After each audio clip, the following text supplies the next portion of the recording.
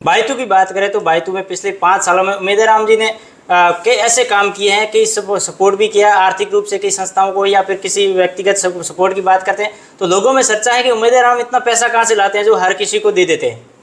देखिए, पैसा तो हमारे कोई पैसे वाले हैं नहीं। हमने तो खुद मेहनत की है। शुरुआत में किसान के बेटे हैं कि जो किसानी के काम भी किए हैं, हल मेरे चलाया हुआ है, और भी खेती के सारे काम किए हुए हैं, मजदूरी की हुई है, जिगर भेजे हुए, टेक्सटाइल के काम किए हुए, हैंडीक्राफ्ट के काम किए। मैं ऐसी सभी परिस्थितियों से गुजरा हुआ हूँ। तो और पैसे की रही बात, तो पैसे भगवान का आशीर्वाद है, देने वाले ने खूब दिया है और भी देगा। जिस क्षेत्र में लगते हैं, काम करते हैं, तो मन लगा के करते हैं।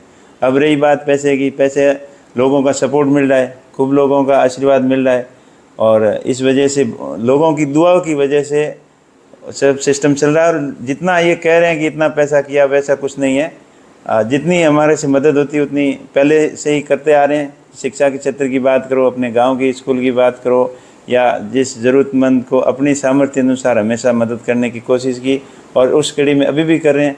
लेकिन पहले इतने लोगों में पॉपुलर नहीं थे। अब लोगों के में ज़्यादा लोग जुड़े हुए हैं, तब वो थोड़ा सा करते हैं तो ज़्यादा लोगों को पता चलता है। लेकिन हम तो शुरुआत से ही मदद की भावना रहती है और मदद करते आए हैं। सर, ये स्मार्ट क्लास वाला क्या फंडा है? धोरों में स्कूल है, वहाँ पर आपने स्मार्ट बोर्ड लगा दिए, ऑनलाइन पढ़ रहे हैं बच्चे। देखिए, स्मार्ट क्लासरूम का मैंने सबसे आज शिक्षा के क्षेत्र में इन पूर्ववर्ती सरकारों ने कुछ खास कदम नहीं उठाया। अगर मेन एम ये इसको रखते कि शिक्षा एजुकेशन को स्टैंडर्ड को सुधारना है, तो सारी समस्याओं का समाधान हो सकता है। क्योंकि बाबा साहब भीमराव अम्बेडकर ने ठीक ही कहा था कि शिक्षा वो शेरनी का दूध है, जो पिएगा वो दाढ़ेगा। और शिक्षा, जो शिक्षित हो गया वो सारे कष्टों से मुक्ति पाने का जरिया शिक्षा है। तो इसीलिए मेरा तो शुरू से ही प्रयास रहा। आज से 20-25 साल हो गए जब से अपने पैरों पर खड़ा होकर कमाने का प्रयास किया, तब से लेकर आज दिन तक अपने सामर्थ्य अनुसार हमेशा देता गया। और इस बार अध्यापकों की बहुत कमी थी, स्कूलें काफ़ी ज़्यादा कमोन्नत कर दी, लेकिन नया अध्यापक एक भी नहीं आया। अब सीनियर स्कूलें हैं, 10th हाई सेकेंडरी स्कूलों के अंदर हो, चाहे कॉलेज के अंदर हो, मिडिल क्लास तक के, प्राइमरी तक के टीचर हैं। और स्कूलों के अंदर साइंस फैकल्टी है, और भूगोल है, जियोग्राफी, आर्ट्स वगैरह, मतलब अच्छे आर्ट्स के भी टिपिकल सब्जेक्ट हो गए, जैसे इकोनॉमिक्स हो गया, जियोग्राफी हो गया। इनका अध्यापक होना बहुत ज़रूरी है।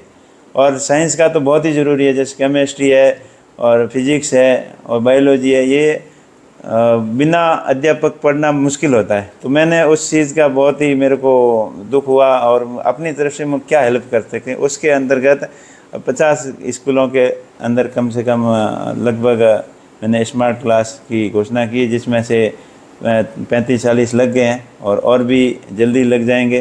कुछ अभी आचार संहिता लगने वाली है तो उसके बाद में करेंगे।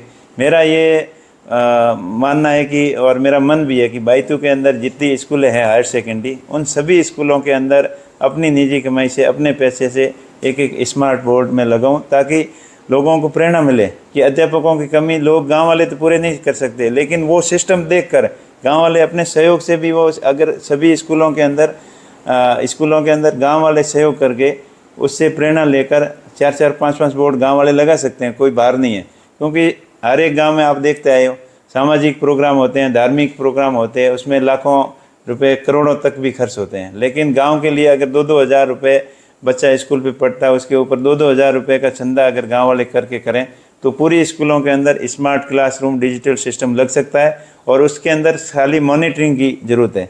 आप देखते होंगे बड़ी बड़ी क्लासें हैं, जैसे CLC वगैरह है, कोटा के अंदर बड़े इंस्टीट्यूट चलते हैं, एक एक क्लास के अंदर एक ऐसा ही स्मार्ट बोर्ड लगा हुआ है, और उस क्लास के अंदर 1500, 1000 बच्चे पढ़ते हैं। खाली सिस्टम मॉनिटरिंग करने वाला एक बंदा रहता है, और वही सिलेबस अलग अलग क्लास जितने लगे हुए हैं उनके अंदर रहता है। तो हमारा यही है कि ये मॉडर्न सिस्टम है, आज का लेटेस्ट सिस्टम है। इसके अंदर यूट्यूब से पढ़ा सकते हो, ऑनलाइन किसी को कनेक्ट करके जोड़ सकते हो, रिकॉर्ड क्लास पढ़ा सकते हो। तो पढ़ाई के स्टैंडर्ड को बेहतर करने के लिए कम सुविधाओं के अंदर, अब मास्टरों की पूर्ति हम कर नहीं सकते, लगा नहीं सकते, लेकिन ये सिस्टम लगा सकते हैं। इस सिस्टम के ज़रिए एजुकेशन का स्टैंडर्ड सुधरे और अच्छा हो, इसमें मेरा प्रयास रहा है, और आगे भी इस सिस्टम को सुधारने का बेहतर प्रयास करेंगे। स्कूलों का इंफ्रास्ट्रक्चर, बिल्डिंग वगैरह वो भी अच्छी करेंगे, अंदर फैसिलिटी वगैरह भी अच्छी करेंगे, और व्यवस्था, खेल मैदान और चाहे कुछ भी हो, स्कूल के प्रति इतना अच्छा सिस्टम कर देंगे ताकि यहाँ से पढ़कर बच्चा अपने पैरों पे खड़ा हो, समझदार बने, संस्कारवान बने, अच्छा एजुकेटेड बने और अपने बच्चे पढ़कर यहाँ से इंजीनियर बने, डॉक्टर्स बने, आईएएस बने, आईपीएस बने और अच्छे इंसान बने, अच्छे बिजनेस बने। यही मेरी सोच है और आगे रही है, आगे भी ऐसी रहेगी। सर